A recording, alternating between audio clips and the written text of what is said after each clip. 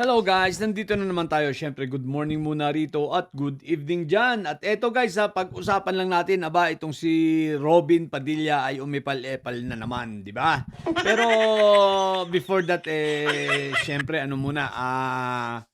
ipinahatid natin ang ating pakikiramay sa mga magulang ng nasawing mga bata dito sa shooting incident sa Tacloban, ano. So, hindi magandang balita 'yon, pero ang mabuti na lang at yung dalawang suspect ay nahuli na, 'no, mga minor din. Anyway guys, etong si Robin Padilla ay epal-epal itong si Kambing Nana at basahin natin ang sinabi niya. Robin Padilla sa mga insidente sa ilang paaralan, may pag-asa kaya na ma-special session ang kalagayan ng aking panukala para amyendahan ang Juvenile Justice Act. Okay, special session daw. Sunod-sunod na po ito, may hold up ngayong pamamaril sa paaralan. Ano pa ba ang hinihintay ng mga kasama nating mga senador? Okay. Kambing Nana, baka nakakalimutan mo nung magtumawag ng special session. Dumalo ka ba? Epal-epal ka na naman ngayon eh. 'Di ba? Nung special session ng Senado, dumalo ka ba? Hindi ka nga umattend eh. Tapos anong i-expect kung magkaroon ng special session, tingin mo, ano sa iisipin ng mga senador? Dadalo ka uli? Ay Diyos ko po, Rudy. Isipin mo, ikaw ay isa sa pinakawalang kwentang senador habang may special session na nangangailangan ng mas importanteng bagay at kasama na ron ang pag-a-appoint, no? At ang pagko-confirm nitong mga sundalo, mga officers natin na kasama ang 5 general, na isa sa general doon ay isang Muslim at anak ng Sulu, no? Anong ginawa mo?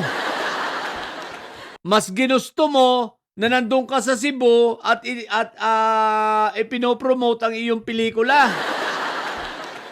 Ngayon, special session. What the heck?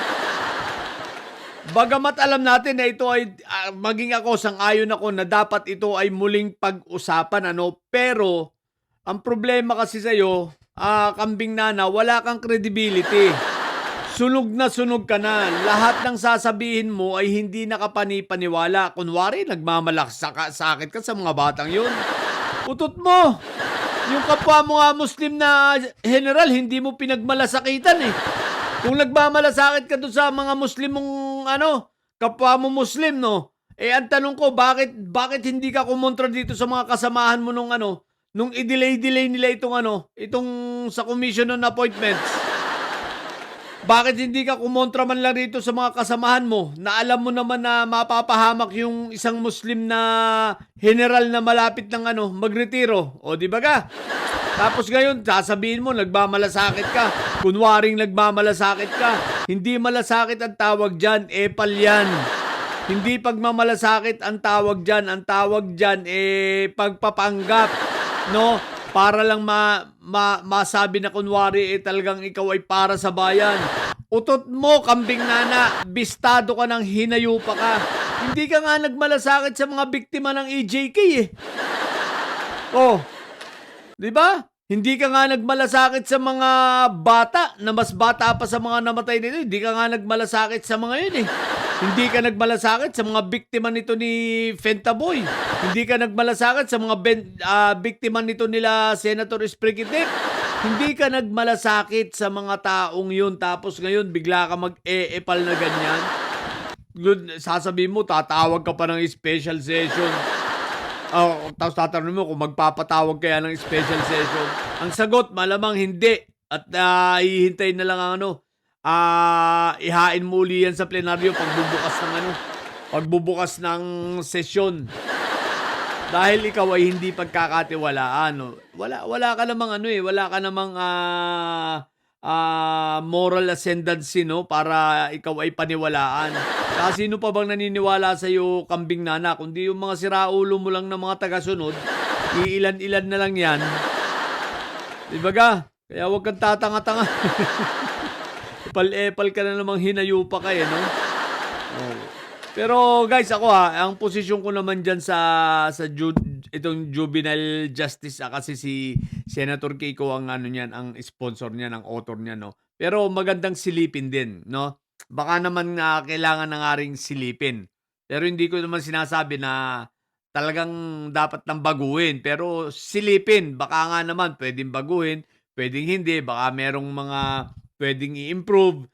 Puwedeng i-ano, i-amend para mag-ano, tailored fit ito sa napapanahon nating sitwasyon, 'no, at sa sitwasyon ng mga kabataan ngayon. Medyo siyempre iba na ugali ng mga kabataan ngayon. So, tingnan kung dapat ba na ito ay ano, silipin. Kaya lang kasi siyempre ang kabataan dapat nasa kung makagawa ng mali yan, rehabilitation ang kailangan niyan. Hindi, hindi para sila ihalo pa sa kriminal. Naging kriminal na nga sa batang edad tapos ihahalo mo pa sa mga kriminal. So tingnan, baka naman kailangan natin na magkaroon ng rehabilitation facilities bagamat meron na tayong DSWD, meron na tayong Boys Town. Kaya lang yung Boys Town sa Maynila, lalo sa Maynila, medyo ano diyan kinakailangang i-visit ulit dahil ano diyan, medyo sabihin natin na parang ano, parang ang sistema ron, nangyayari parang sa ano rin lang, sa mga kulungan, 'no. So silipin lang baka naman kailangan lang ng mga upgrading, pagbabago, mga seminars ng mga ano natin, ng mga house mother tawag nila ron, sa mga nag-ano ron, nangangalaga sa mga batang mga nakukulong. Sa mga juvenile prisoners, prison na 'yan, 'no. Oh, so 'yun lang.